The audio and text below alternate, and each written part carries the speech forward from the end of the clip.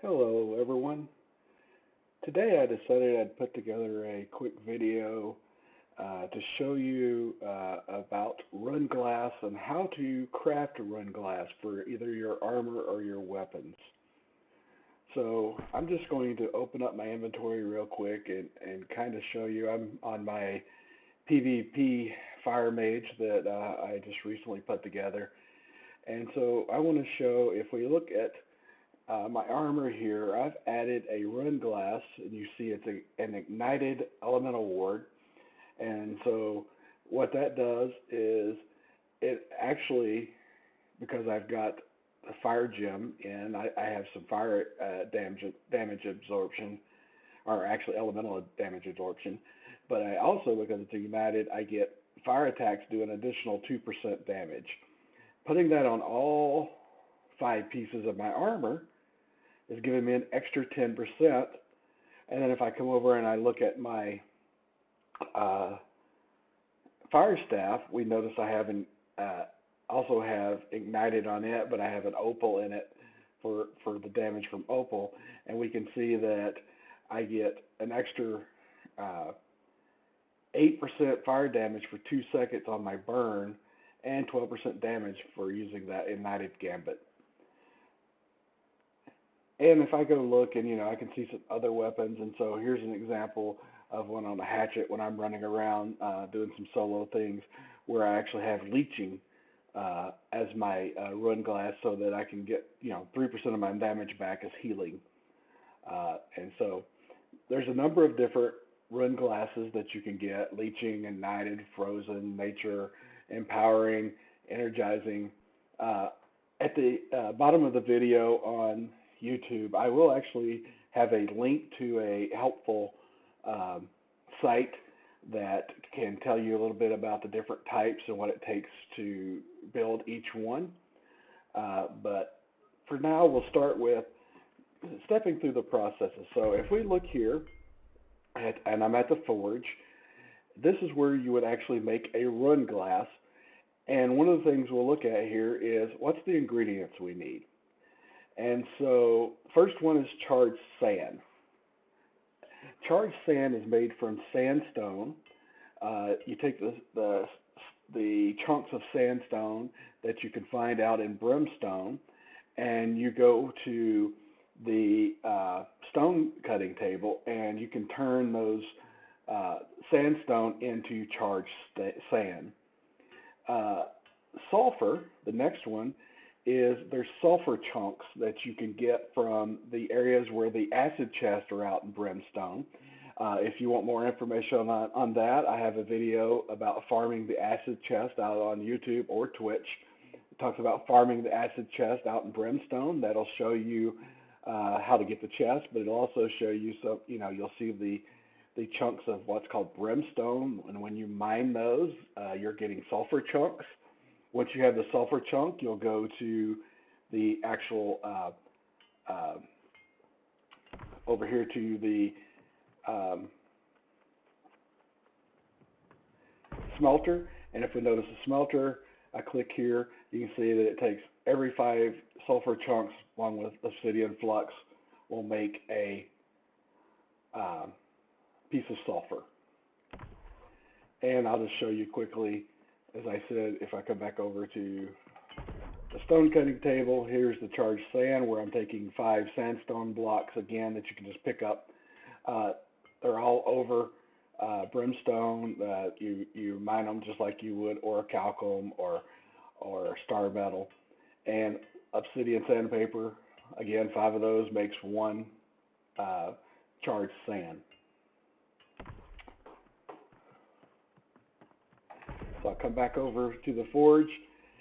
The next 3 ingredients, and you will notice, so if I'm looking at this one of an empowered, it takes a knight and a sealed glyph stone. If I look at ignited, it takes a sun and an above glyph stone. So the various areas out in brimstone, and some of them are the elite areas, each one is kind of unique and have a set of glyph stones that you get from that particular area.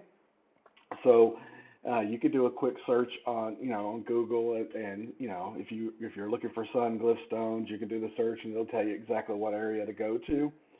Uh, Another great way for getting a lot of the glyph stones is running the World Tour sections in Brimstone, which is the Wall, Helios, and Cast.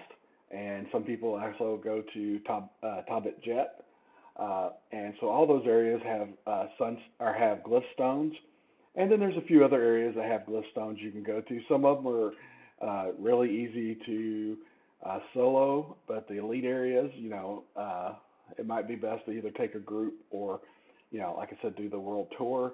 But I'm not saying that you can't solo them. I do have a video where I'm out in Cast doing some destruction glyph stone solo. It's one of those things you just have to take your time, and you won't get as many. If you're in a group, you've got more chance of bags dropping, which obviously means more chances of getting stones. So doing those world tours and getting in groups or going with your buddies is a better way to get them. The last ingredient that you need for making a Runeglass is an ancient glob of ectoplasm. Again, these come out of chests and from killing things out in Brimstone. I actually do have a video out on Twitch and on YouTube that shows an area that I've had the most luck at actually getting ancient globs from, and it's actually a really easy area. Even the boss there is not very hard to get, and he's the area where you can get the Titan Wall shield, which is a decent shield for a tank. It's a tower shield that's good for a tank, and you can get the ancient globs out of the chest and from killing the mobs in that area. So it's one of my favorite areas to go to get ancient globs. Though you can get them in more than that area, I just seem to have had more luck there than others. So again, I do have a video if you wanted to look at that. And you also, there's tools out there that can tell you where to find these. There's the interactive maps that says, here's where you find sunstones or glyph stones. Here's where you find yada, yada, yada. So feel free to use one of those. So the last piece, you've now got all these pieces together. You've created your Runeglass. The last piece is you'll come back over to the stone cutting table. Whoops. And you'll create your Runeglass. So in this case, I had a pristine ruby, cut pristine ruby in my inventory, and some punishing Runeglass. So now you've got your Runeglass and your pristine ruby. You will also need one gold ingot, and two pure solvent, normal things that you use in stone cutting. But when you have that one gold plus your Runeglass plus a cut ruby or cut gem, you can use those and you'll craft your runestone or your Runeglass. In this case, we can see here what a pristine ruby into a Runeglass of punishing would give you. If you're putting it in your weapon, it's 40% of your damage is fires off of, or damage is converted to fire, and your melee attacks do 2% more damage. And or if you put it in your armor, you'll get an additional 1% of damage on top of the normal fire damage absorption you would get from putting a pristine gem in, a cut pristine gem in your armor. So you're getting I think a little more damage absorption, because I want to say it's only 4.9 when you do it normally, and this is 5. And then you'll get that 1 extra percent of melee damage if you put one in all 5 pieces of your armor. Obviously, that's 5%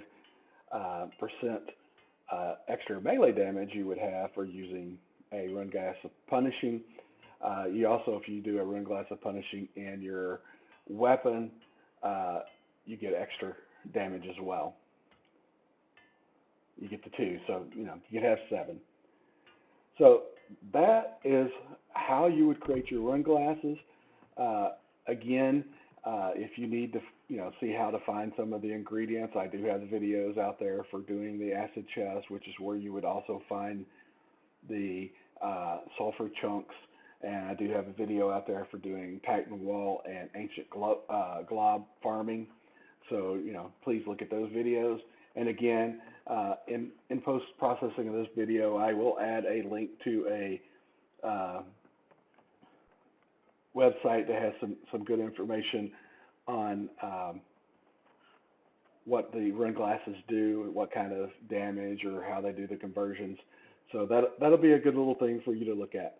So I thank you for spending time and watching this video, and have fun in New World.